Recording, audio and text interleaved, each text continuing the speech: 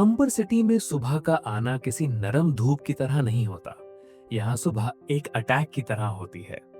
सूरज निकलने से पहले शोर निकलता है।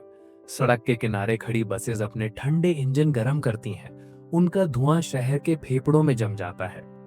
हॉस्टल के कमरों में अलार्म क्लॉक्स की जरूरत नहीं होती। दूध वाले की साइकिल की घंटी, मेस में बर्तन पटकने की आवाज और सड़क पर बिना वजह बजते हॉर्न ही काफी होते हैं। यहाँ लोग नींद से जागते नहीं हैं, नींद से उखाड़ फेंके जाते हैं। शहर कान में आके चिल्लाता है, उठ भाग, वरना कोई और तेरी जगह ले लेगा। सेंट्रल यूनिवर्सिटी इसी शोर के बीच एक पुराना किला थी।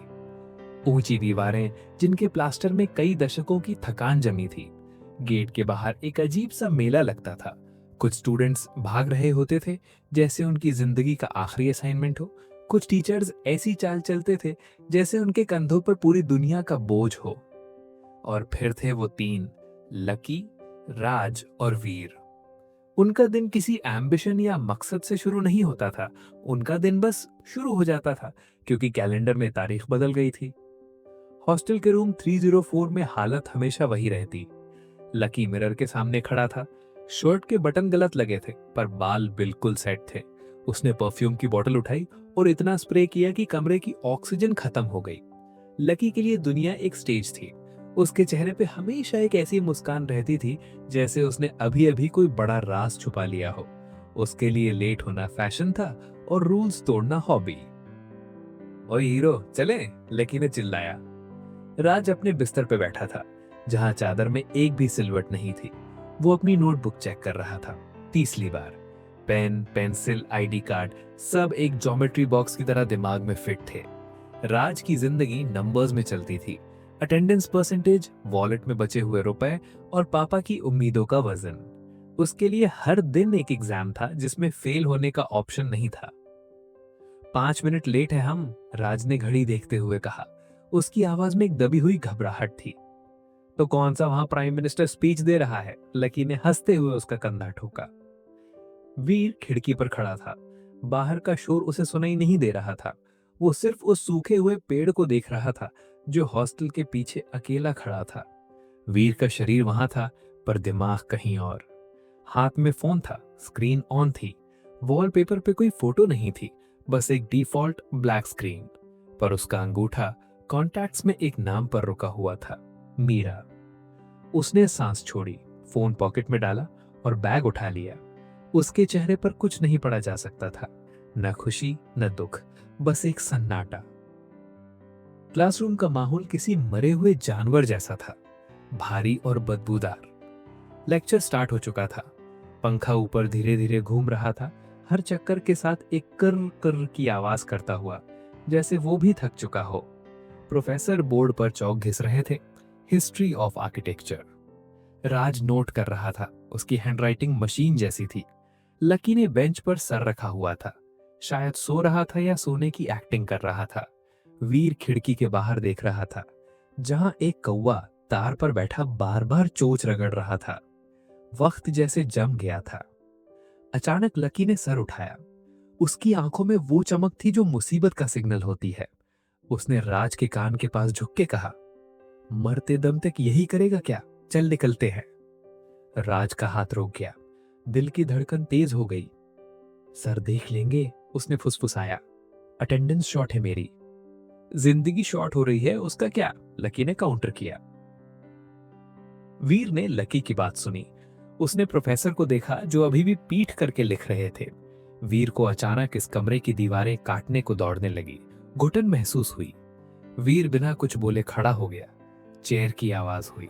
पूरी क्लास शांत। प्रोफेसर ने मुड़ने की कोशिश की, लेकिन तब तक वीर दरवाजे की तरफ बढ़ चुका था। लकी ने राज को आंख मारी और वो भी उठ गया। राज अकेला रह गया। एक तरफ बोर्ड पर लिखा फ्यूचर, दूसरी तरफ दरवाजे से जाते हुए दोस्त। दिमाग ने कहा बैठ जा, पर पैरों ने बैग उठा लिया। जब वो तीनों कॉरिडोर में निकले तो ऐसा लगा जैसे पानी के अंदर से सांस लेने के लिए सतह पर आए हों। फ्रीडम! लकी ने हवा में हाथ फैला दिए। हम फेल होने वाले हैं, राज ने सर पकड़ लिया। हम जीने वाले हैं, वीर ने पहली बार कुछ बोला। उसकी आवाज गहरी थी। चाय की टपरी कैंपस के पीछे थी। वहां का शोर अलग था, हंसी का, गालियों का, धुएं का। लकी ने टेबल पर फोन पटका और मैप खोला। हिमाशिरा। राज ने नाम सुना था। वो ट्रैकिंग स्पॉट। वहां जाने के लिए 3 दिन चाहिए और पैसे भी। पैसे की टेंशन मत ले, वीर ने कहा। और वक्त, वक्त चुरा लेंगे। राज ने मना करने की बहुत कोशिश की। पापा का गुस्सा, एग्जाम्स का डर, पैसे का हिसाब। लेकिन वीर और लकी के साथ वो हमेशा हार जाता था। शायद इसलिए क्योंकि वो भी अंदर से भागना चाहता था, बस हिम्मत नहीं थी। रात की बस जब चली तो शहर की लाइट्स पीछे छूटने लगी। लकी ईयरफोन लगा के सो गया। राज खिड़की से बाहर अंधेरे को घूरता रहा। हर गुजरते माइलस्टोन के साथ उसका गिल्ट बढ़ता जा रहा था। और वीर वीर बस की सीट पर बैठा था, पर उसका मन माउंटेन्स पे पहुंच चुका था। वहां शोर नहीं होगा। वहां मीरा की यादें शायद धुंधली पड़ जाएं। हिमाशिरा। सुबह 7 बजे। बस से उतरते ही हवा ने उनका स्वागत नहीं किया, बल्कि थप्पड़ मारा। हवा में बर्फीली ठंडक थी जो सीधा हड्डियों तक जा रही थी। शहर की धूल और गर्मी कहीं दूर रह गई थी। सामने पहाड़ थे, विशाल, खामोश और घमंडी। उनकी चोटियां बादलों को चीर रही थीं। भाई, ये क्या जगह है? लकी की आवाज पहली बार थोड़ी धीमी थी। वो ब्यूटी देख के हैरान था। उन्होंने नाश्ता किया, मैगी और चाय, जिसका धुआं मुंह से निकलते भाप के साथ घुल रहा था। ट्रैक शुरू हुआ। शुरुआत में सब नॉर्मल था। रास्ता चौड़ा था। दूसरे टूरिस्ट्स भी थे, जो कपल्स सेल्फीज ले रहे थे, ग्रुप्स जो स्पीकर्स पे गाने बजा रहे थे। धीरे धीरे चढ़ाई मुश्किल होने लगी। सांस फूलने लगी। पैरों की मसल्स में दर्द शुरू हुआ। राज बार बार रुकता, पानी पीता। और कितना ऊपर? जब तक बादलों के ऊपर ना आ जाए, वीर ने कहा। वो सबसे आगे चल रहा था। उसकी चाल में एक रिदम थी, जैसे वो किसी फौजी मिशन पे हो। करीब 3 घंटे चलने के बाद भीड़ कम होने लगी। लेकिन वीर अभी भी खुश नहीं था। उसे शांति चाहिए थी, और यहाँ लोग अभी भी थे। एक मोड़ पर जहां मेन रास्ता राइट की तरफ घूम रहा था, वीर रुक गया। उसने लेफ्ट की तरफ देखा। वहां कोई रास्ता नहीं था, बस झाड़ियां थीं, बड़े पत्थर थे और एक पतली सी पगडंडी थी जो जंगल के गहरे हिस्से में गायब हो रही थी। यहां से चलते हैं, वीर ने कहा। राज ने मैप देखा। ये रास्ता मैप पे नहीं है वीर, ये ट्रेल नहीं है, ये शॉर्टकट है। वीर ने झूठ बोला, या शायद उसे खुद यकीन था। वो देखो, उस चोटी पे जल्दी पहुंचेंगे, भीड़ भी नहीं है। लकी को एडवेंचर की बू आ गई थी।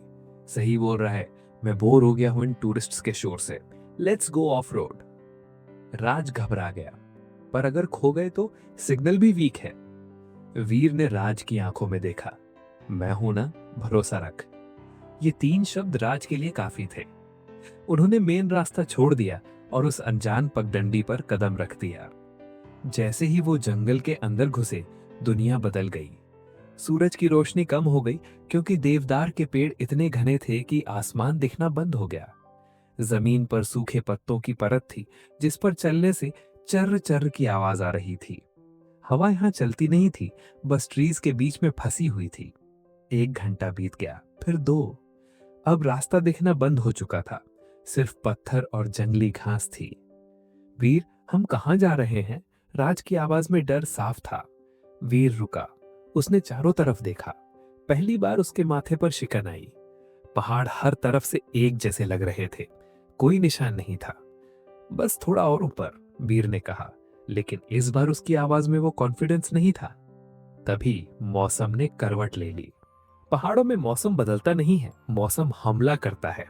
पहले हवा रुकी। एक भयानक सन्नाटा छा गया। पक्षियों की आवाज बंद हो गई। जंगल बिल्कुल चुप हो गया, जैसे किसी ने सांस रोक ली हो। फिर तापमान अचानक गिरा। इतना तेज गिरा कि उनके पसीने ठंडे हो गए। आसमान का रंग नीले से डल ग्रे और फिर गहरा काला हो गया। बादलों ने उन्हें चारों तरफ से घेर लिया। वो बादल नहीं थे, वो धुंध थी, गाढ़ी, सफेद और जानलेवा। ठंड बढ़ रही है यार। लकी ने जैकेट की चेन ऊपर तक खींच ली। उसका मजाक अब खत्म हो चुका था।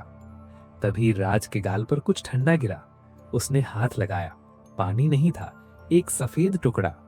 बर्फ। राज की आंखें फटी रह गई। जून के महीने में बर्फ? ये नॉर्मल स्नोफॉल नहीं था, ये एक तूफान था।